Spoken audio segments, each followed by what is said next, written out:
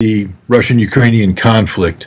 There's a lot of effort spent on the conflict itself and also reflecting on the geopolitical ramifications of this conflict in a European context or transatlantic context. We've even discussed the impact this has on China and Asia. But there's another area of the world where the ripple effects of the Ukrainian-Russian conflict can be felt, and that is the Middle East. And so today I think we're going to dive into that, and there's no one better to have as a guest on the show than Yevgeny Sentinovsky. I believe he's the founder and the president of the Middle East Institute, an Orientalist, an advisor to Russian government, and just the right guy to have for the show. So I want to thank you very much for coming on today, agreeing to talk. Why don't we just start straight off? Everybody's been talking about the Chinese diplomatic coup in the Middle East and bringing Iran and Saudi Arabia together. But there isn't as much talk about what I think is as equally an important diplomatic achievement, and that's Russia's role in bringing Syria together with Saudi Arabia and bridging this. Could you discuss that briefly for the audience, please? Никаких проблем. Absolutely, no problem. I'm really glad to welcome all of you, and I'm really to see everybody who is today online. It's been a while when I had a chance to speak for the Canadian and American audience. There were times when I had to communicate with them more frequently. If we start with Syria, let's discuss Syria. There is no coup at all, Scott, you know. The time of America is running out, and the time of France and England is going to be over in this region. But it starts to be time of China there. It's okay. Why something should be perennial, eternal? For now, China takes the niche which it has been taken some 200 years ago, when Chinese economy was one-fourth of the global economy, and it was absolutely okay. The American economy 200 years ago was not equal to the Chinese ones, and without speaking about the European. Who said that it wouldn't affect politics? Okay, if in the beginning of 15th century John Hay Admiral reached Africa with their Chinese ships and fleets which are absolutely unparalleled in Europe. And then there was a choice of Chinese emperor just to stop being a global power. They did it, they stopped being that, and then after 500 years they almost ceased to exist as a state at all. But now the history is going backwards, and now Chinese are entering and have entered the diplomatic relations, if we may call it like that, as a middleman, as a big intermediary, which can extinguish those conflicts which were blowing up in the region. And the Chinese, they are big peacekeepers. They are interested in trade. They are interested in sales of their goods. They are interested in receiving energy and raw materials in China where they are short of. For that, they need trade routes, and Chinese don't need big, middle or small wars on those trade routes. And this is the whole secret of this activity as a middleman between Iran and Saudi Arabia, and all those happenings which we evidence in Syria, coming back to the Arab League, in Russia. And President Putin has a similar idea. They try to suppress revolutions and wars as they can. The overthrows in Venezuela, Belarus, and Syria failed because they are dangerous. probably for the State Department they could be interesting and beneficial in terms of supporting the democracy and any other things, which can sound good, but they are very bloody activities, you know. But for the real world and for normal people, this all ends up very badly. So, meanwhile, what we have? We have a big conflict, one big conflict within which probably the Middle East could be big war. It's between Israel and Iran. And I have absolutely no doubt that both China and Russia will do their best to end it up without a war. To what extent it would be in line what the current Prime Minister of Israel wants, or what any American administration would want, I don't know. But somehow Beijing and China, or Beijing and Moscow will act as they do. But let me make a very short comment on what you started to think, because I'm from the Ukraine. My whole family comes from Ukraine. The family of my wife is from Ukraine. For us, for local people, this is a civil war, and it's absolutely no difference for me. As regards Russia and Ukraine, there's no difference which would split us and divide us from the the civil war in the States. That was one country which split up into several states. In the case of the United States, the war started immediately, and President Lincoln won, and the United States stayed a uniform state and one country. In our situation here, again, I have to repeat, this is one that used to be one country which split up in 15 states and a few more pieces which didn't join neither of those states. And this is the strategic difference between us. Because for me, Ukraine is my home, and there are graves of my ancestors for 500 years. And once when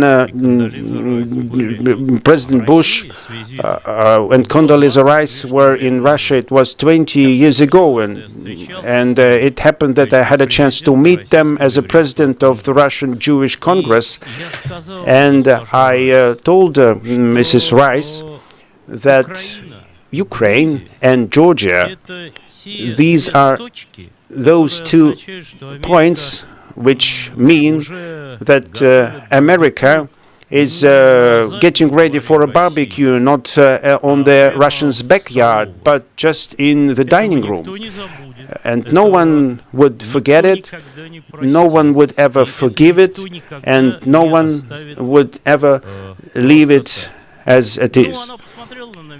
She looked at me as a silly man, and probably she was right at that time. She used to be a state secretary, but I was just a chief Jew of Russia. And she answered in Russian. She told me, "You didn't live under democracy. You don't understand. Everywhere, everything will be okay."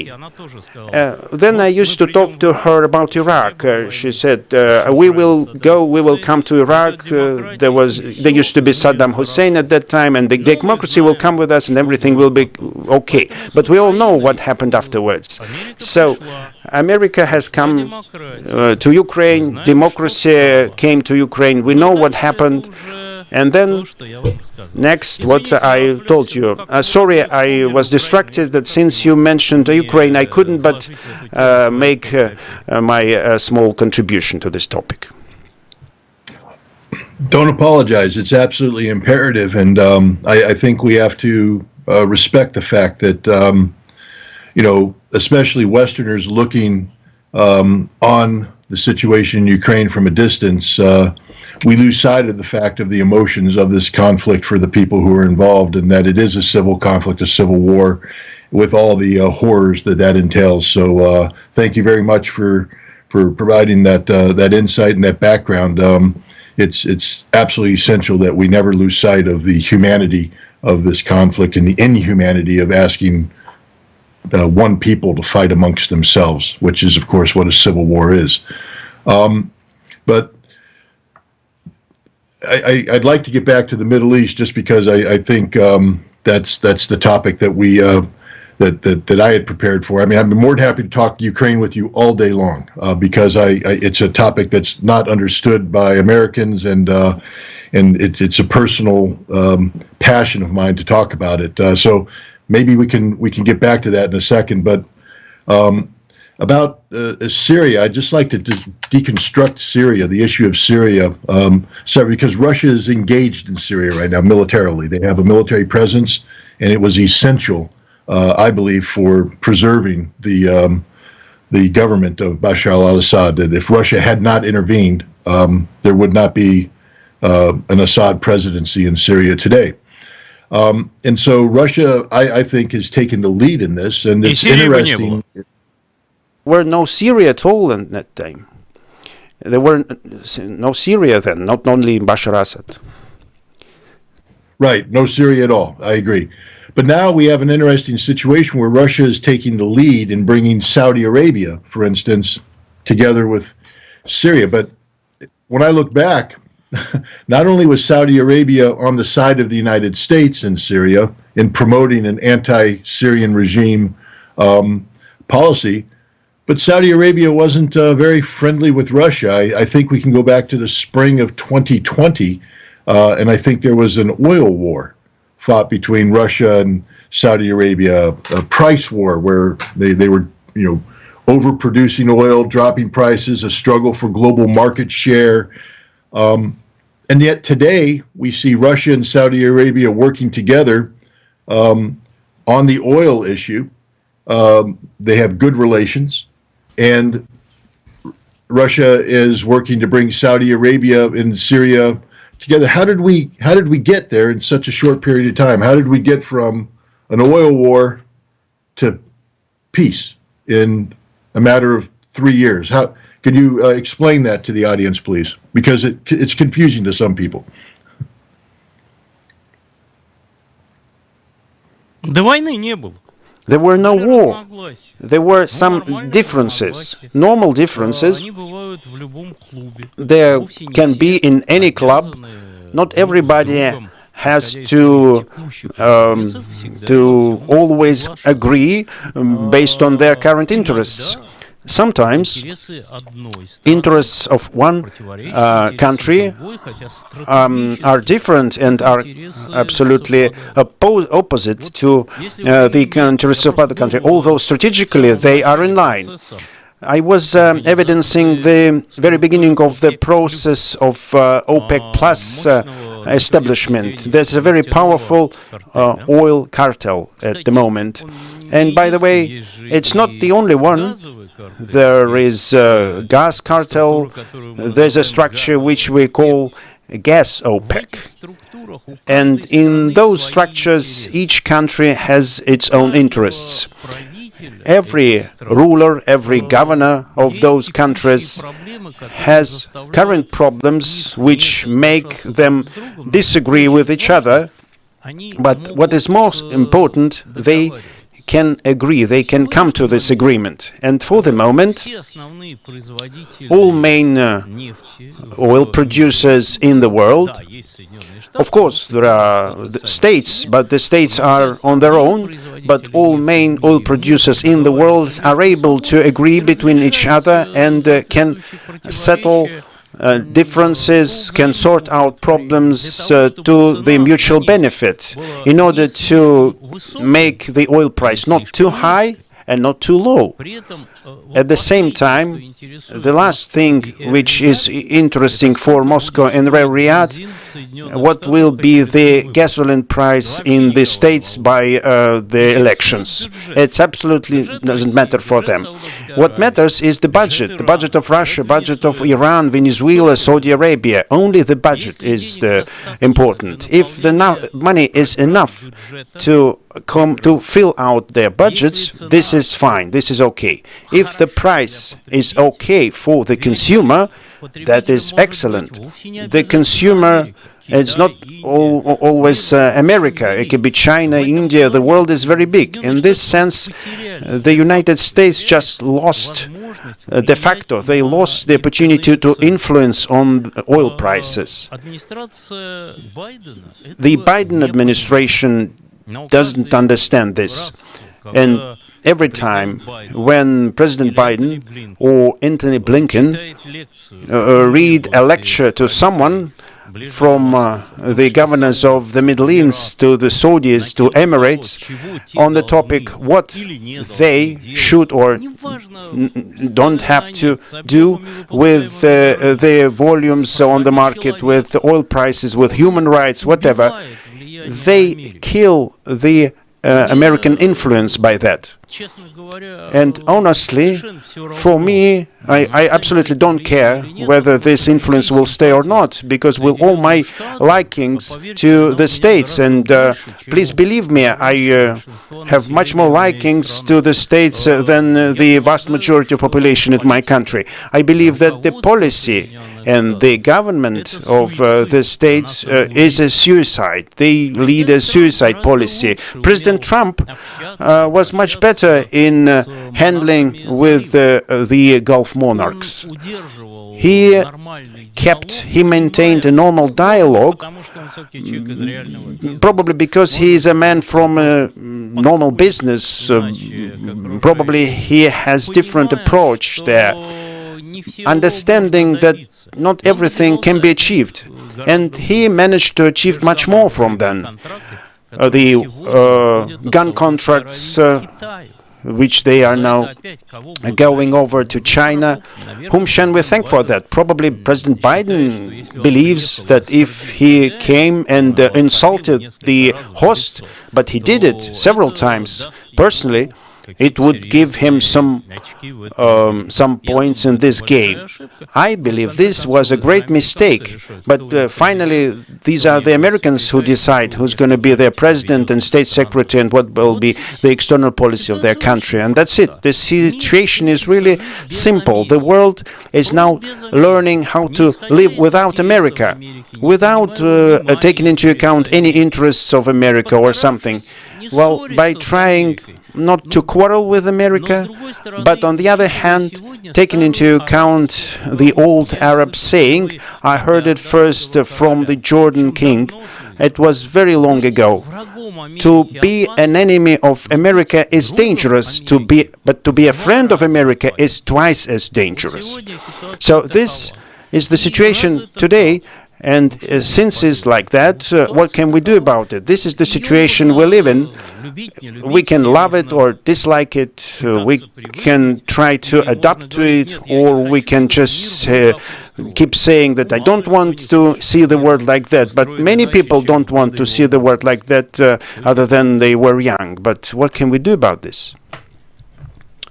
No, you're absolutely right. Thank you for that. You know, there's you mentioned an Arab saying. There's a Chinese saying, "May you live in interesting times." It's actually a curse, and I think we live in interesting times, so it's problematic. Let's move away from Syria, not totally away from Syria, but talk about another country, and I think this one's very interesting because of the interplay between Russia and the United States in the and this is Turkey. Turkey is a NATO member. Turkey has been an American ally for some time now. Turkey is involved in Syria. Turkish troops have gone to combat against Russian forces in Syria. And yet, Turkish-Russian relations are not bad. The Turkish president speaks frequently with the Russian president. They coordinate on a number of issues, including energy. Turkey is in position with Russian help to create a gas hub to supply Europe with Russian gas. Could you give us some insights into the dynamic that's going on here? Because it's to Americans who operate in a black and white world, you're either with us or you're against us. And we take a look at Russia's interaction with Turkey, and we say on so many areas Turkey appears to be against Russia, and yet they have very good relations with Russia.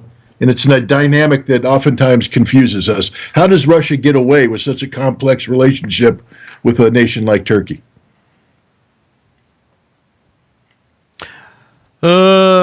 Турция Turkey is our old historical enemy. We have wars for 13 or 14 times. The whole southern part of European Russia is either ex-Turkey or former Iran, Persia. We began to wage wars when the United States didn't exist at all on the map of the world. We already waged wars when Mayflower arrived to the coast of America. But we got used to each other for those centuries so strongly, and we have in our background more than 400 years of wars. The wars where Turkey lost almost all its territory. But at the same time, we respect each other, we respect them, and they respect us. Yes, this is our ex-enemy, but this is our neighbor. We can't go away from. This is a very simple answer to your question. When I trying to understand what attitude Turkey has to Russia and what attitude they have to the states, the situation is very simple. The vast majority of all Turkish establishment is for America. They support America. The vast majority of Turkish press supports America. But the Turkish population hates America, and Turkish president and his team also hate America. And this is mutual, this is reciprocal, because everything which could be done to make relations with Erdogan to be not just bad but very bad was done, starting from the administration of President Obama. Practically all American presidents did so. You know, now President Erdogan even refused to accept an American ambassador. It doesn't mean that Turkey will leave NATO or Turkey will start waging war together Russia against the states. Of course, no. Turkey has own interests in Ukraine, in Syria, own interests in Azerbaijan, and everywhere on the post-Soviet territory. But Putin knows how to come to an agreement with anybody, with friends, with allies, with adversaries, enemies. They are partners with Erdogan, who respect each other on a number of key projects: nuclear power plant, gas hub, oil hub. Just look, a very good point of view that Turkey is helping Russia with the gas hub. But this was Russia who gave an opportunity to Turkey to become a gas hub. It wouldn't be able to exist. It would never exist in Russia, and Turkey would never be able to play a key role in the future deliveries to Europe if Russia didn't have this position. And Erdogan was dreaming about it, to grab Europe by the throat. That was his old dream. He is working on that. And I don't know whether he will be a president, but America is openly saying that they are against Erdogan. Europe is also against Erdogan, but Russia doesn't say anything. We're just trying to stay away from that. We do not go into this business. And the saying in Syria has Iran, Turkey and Russia within Astana process. America is not there, Europe is not there, and there will be no United Nations organization. We are neighbors, and we decide there what will happen there. This is a very simple. This will help Tehran and Ankara, and it will help Moscow and, of course, Damascus. We can quarrel, we can argue, we can dislike each other, but we are here to decide the situation, and no external players will play here on our controversies. This is a very simple recipe, you know. 2,000 years ago, Patriarch Gelel II, I'm Jew, and let me also refer to that. He said the very good words: don't do to the other that you didn't want to to get from the other, right? For yourself. Something like that. This was very wise phrase. Don't try to make good to him as you believe he should feel. This what America does when they promote democracy, multi-gender agenda, human rights in the American understanding. Just don't make anybody be not like you. This Russia do now. No one of our far or near neighbors we force to be someone they don't want to be. And this works, really. This is an old Bible wisdom, 2,000 years. Putin is not Jew, but he knows the sources, the origins very well. It's very easy. You can read Bible and you can find everything there. That's true. Do unto others as you would want done unto yourself. Classic biblical phrase and concept. The golden rule, I think we call it.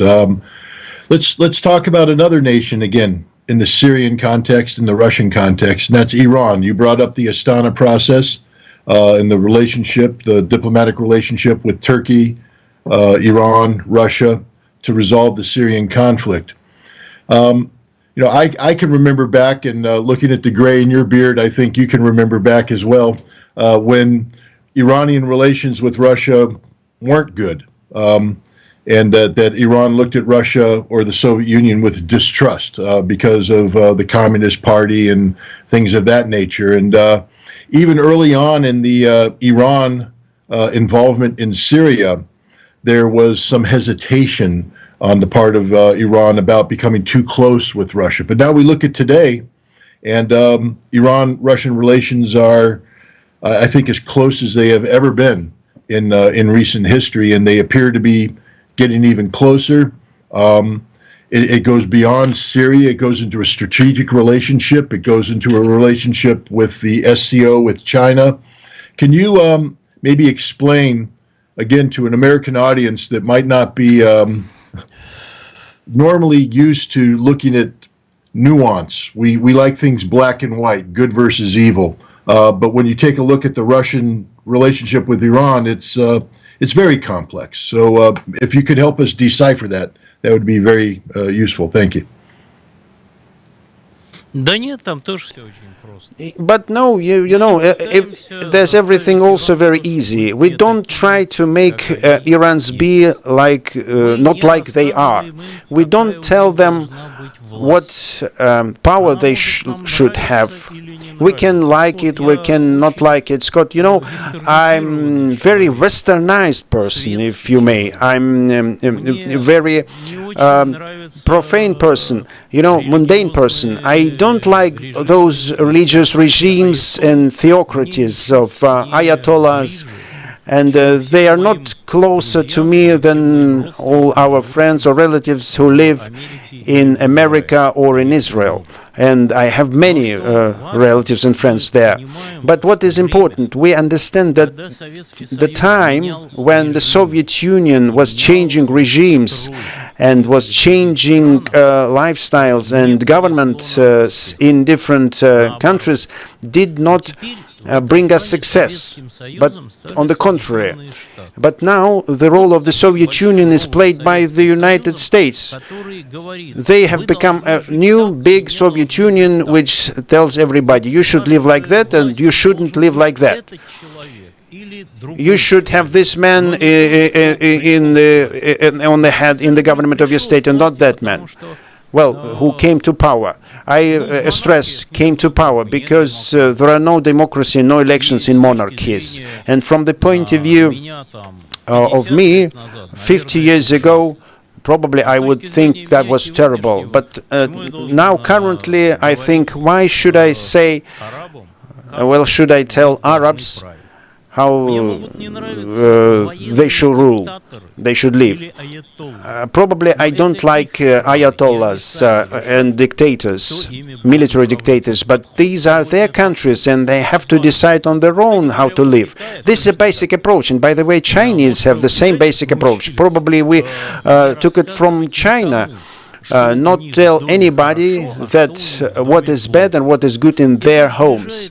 This brings us closer to Turkey and Iran, to China and to Brazil, with a huge number of all different countries beyond the bloc, which was called democracies by the United States of America. The other thing is that inside this bloc there are some rules of the game. Everything happens there as the Department of State decides, and sometimes I even know what specifically is the person who decides in the White House whether this country will exist on the map or not, what happened to Sudan, and it's split into Southern Sudan and other Sudan. And in this regard, this is a winning strategy. There could be different strategies. There could be a winning strategy or losing strategy. Today, we're not trying to make anybody be different. That's it. And this is very simple. The situation with Ukraine, from my point of view, is an extraordinary one. Because, of course, it was done everything to make us to make us avoid those military clashes which began. Putin didn't want it at all. But in the situation with Iran, we don't make them be different. They don't make us be different. It's a great choice, I think. Thank you very much for that. Now, I'm going to bring up a country that, even though it's not listed as part of the Astana process, and oftentimes we don't talk about it, it's there. And I think you know the country I'm getting ready to talk about, and that's Israel.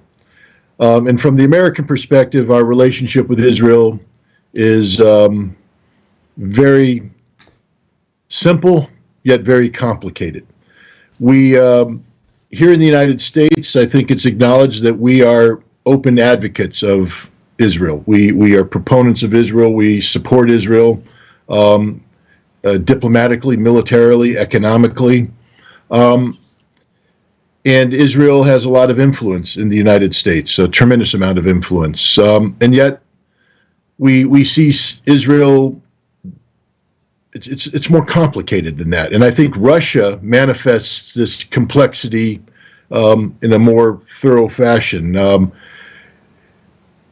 was in Israel in the 1990s when there was a huge immigration of Jewish people from Ukraine and Russia to Israel, and I saw firsthand the impact that had on Israel's society, taking injecting a 10% population growth that was foreign to Middle East concepts, and the impact that had on Israeli internal domestic dynamics.